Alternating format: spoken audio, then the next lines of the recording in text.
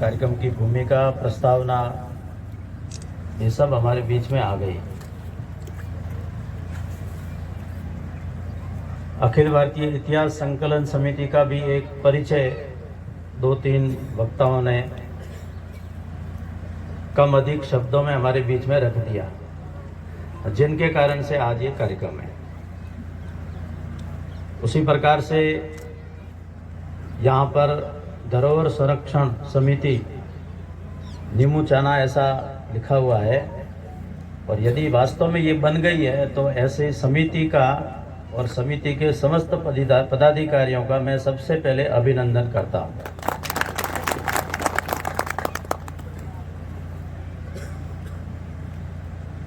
दुर्भाग्यपूर्ण घटना के कारण से, और जो कभी इतिहास के अंदर घटित हुई, इस कारण से आज हम सब यहाँ एकत्र आए, और उसकी एक प्रत्यक्षदर्शी ऐसी अपन सबकी एक आदरणीय पूजनीय माता जी जो स्वयं मंच पर विराजमान है, आप इस बात का प्रमाण है कि इतिहास को कोई झुटला नहीं सकता। नहीं तो हम सब जानते हैं कि अपने देश के अंदर किस प्रकार के लोग हैं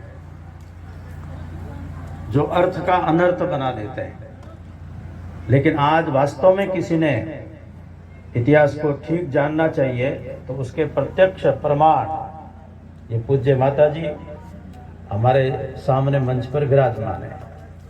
समिति के अध्यक्ष राकेश जी, इस कार्यक्रम में सभा में उपस्थित समस्त प्रबुद्ध जन, सामाजिक राजनीतिक क्षेत्र के सभी जनप्रतिनिधि, स्थानीय विधायक भी, यहाँ के सरपंच साहिबा भी,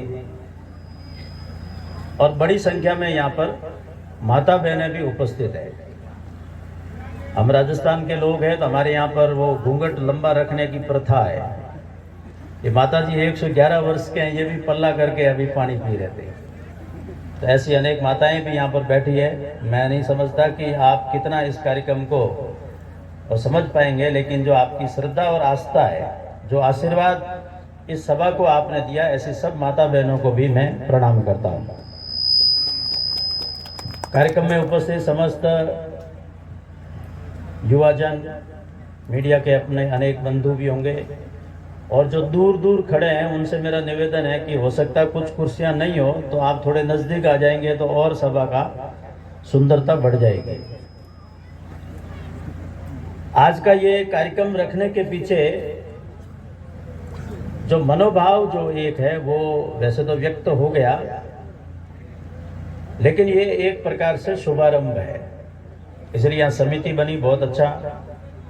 आप सब प्रबुद्ध जन, प्रतिष्ठित यहाँ के गणमान्य जन यहाँ पर विराजमान हैं, जनप्रतिनिधि यहाँ पर बैठे हुए हैं। तो आगामी समय के अंदर हम इसको किस रूप से, किस प्रकार से आगे ले जा सकते हैं, इसके बारे में जरूर एक छोटी टोली में एक चिंतन होना चाहिए। आज मैं आपके बीच में हूँ या हम इस कार्यक्रम को जो कर रहे हैं और वो जो घटना घटित हुई है, दोनों का कहीं न कहीं एक संबंध ऐसा मुझे लगता है। 14 मई 1925 को, और ये एक दुर्भाग्यपूर्ण कांड, निर्दोष और अपनी एक सामान्य मांगों को लेकर के जैसे हम शासन के सामने जाते हैं, इस प्रकार तात्कालिक अंग्रेज सरकार के सम्मुख यहाँ की प्रजा अपने कुछ लगान इत्यादि के विषयों को लेकर एकत्र आई थी,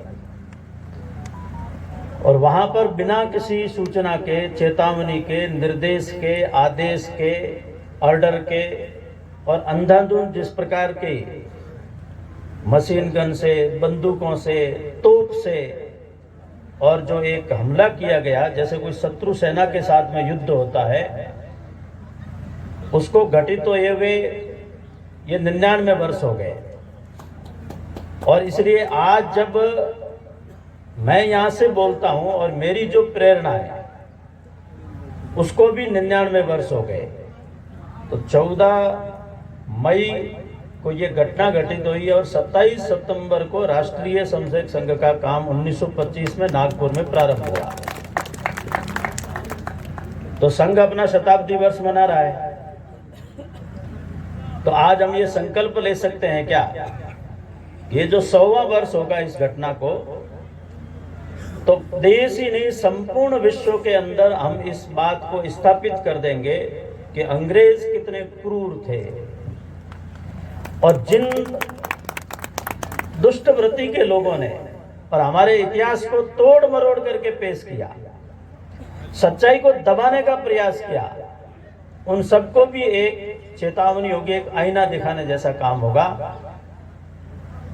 कि इस देश ने बहुत बलिदान दिया है और बलिदान केवल कुछ लोगों ने नहीं दिया।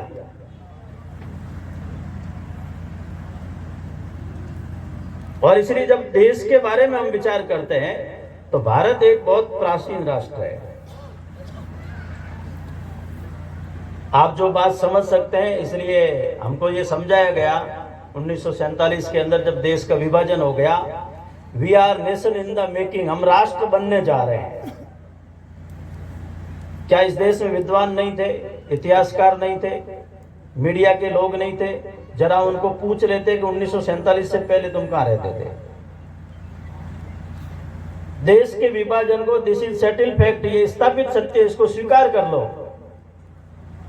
और इसलिए आज जब बताया गया कि परीक्षा के अंदर प्रश्न पूछा जाता है,